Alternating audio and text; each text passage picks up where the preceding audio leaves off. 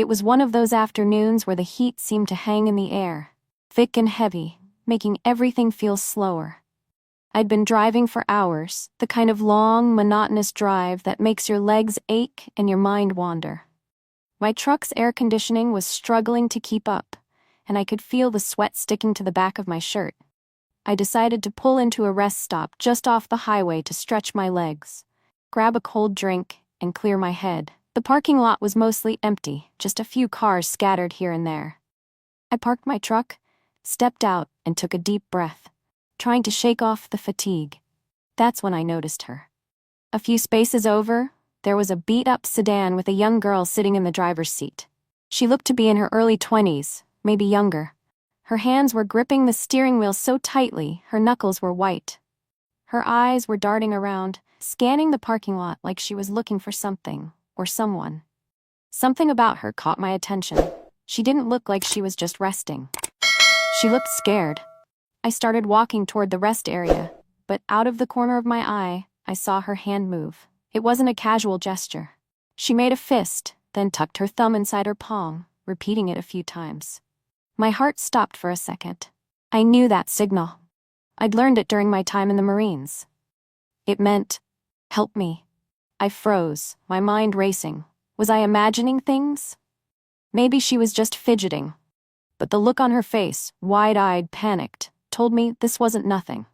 I glanced around the parking lot. There were a few other people milling about, but no one seemed to be paying attention to her. I took a deep breath and decided to trust my gut. I couldn't just walk away.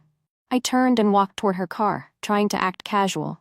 As I got closer, I could see her more clearly. She had long, dark hair and a pale face, her eyes red like she'd been crying. She glanced at me, and for a split second I saw a flicker of hope in her expression. I leaned down slightly, pretending to tie my shoe, and whispered, "Are you okay?" She didn't say anything at first.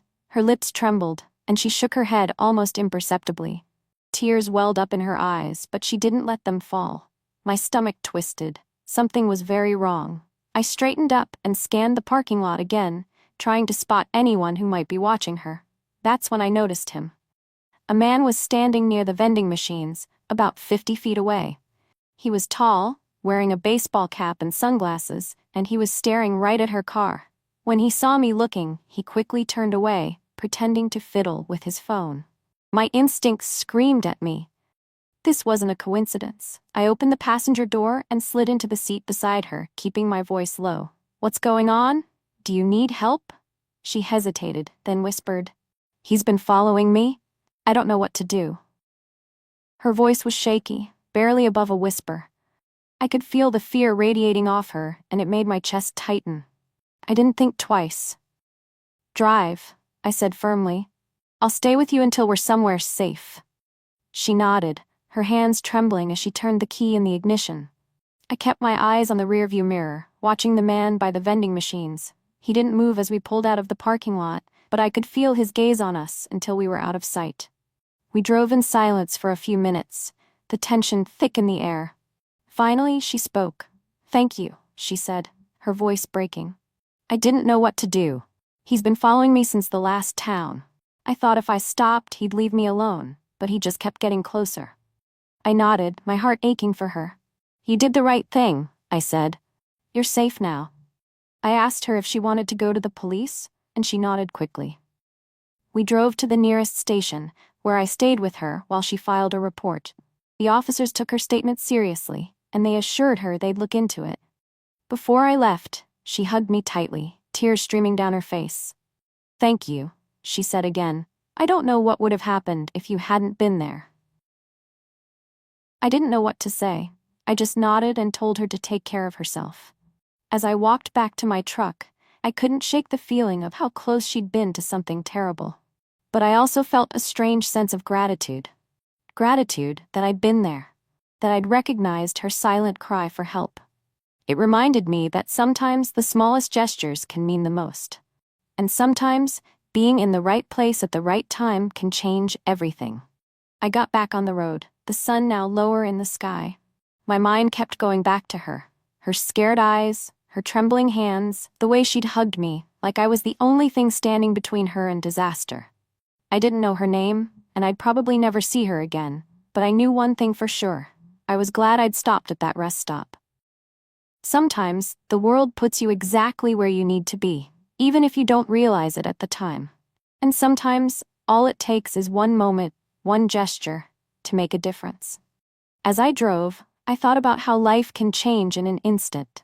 1 minute, you're just going about your day, and the next, you're thrown into a situation where you have to make a choice.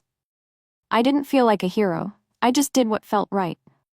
But I couldn't stop thinking about her, about what might have happened if I hadn't been there. It made me realize how fragile life can be, how quickly things can go wrong, and how important it is to look out for each other. The rest of the drive was quiet, the hum of the tires on the road the only sound. I kept replaying the moment I saw her hand signal, the way her eyes had locked onto mine, the relief in her voice when she realized she wasn't alone. It was a reminder that even in a world that can feel so big and disconnected, we're all still connected in ways we don't always see. And sometimes, all it takes is one person to make a difference. By the time I got home, the sun had set, and the sky was painted in shades of orange and purple. I sat in my driveway for a moment, just staring at the horizon. I didn't know what would happen to her, if the police would find the man who'd been following her, or if she'd be okay. But I hoped, more than anything, that she'd be safe. That she'd know there are still people out there who care, who will stop and help when they see someone in trouble. That night, as I lay in bed, I thought about how life is full of moments we can't plan for, moments that test us, that push us to act, to be brave, to be kind. I didn't know what the future held, but I knew one thing for sure. I'd never forget that girl, the way she'd looked at me, or the way she'd reminded me that even in the darkest moments, there's always hope. And sometimes hope is all we need to keep going. Hey everyone, if this story moved you, if it made you think, or if it reminded you why we need to keep having these conversations, please take a moment to like this video. It really helps spread awareness. I'd love to hear your thoughts, so drop a comment below. Have you ever witnessed or experienced something like this? Let's talk about it. And if you believe stories like this deserve to be told, make sure to subscribe to the channel. We're here to share real, powerful stories that need to be heard. Lastly, share this with your friends and family.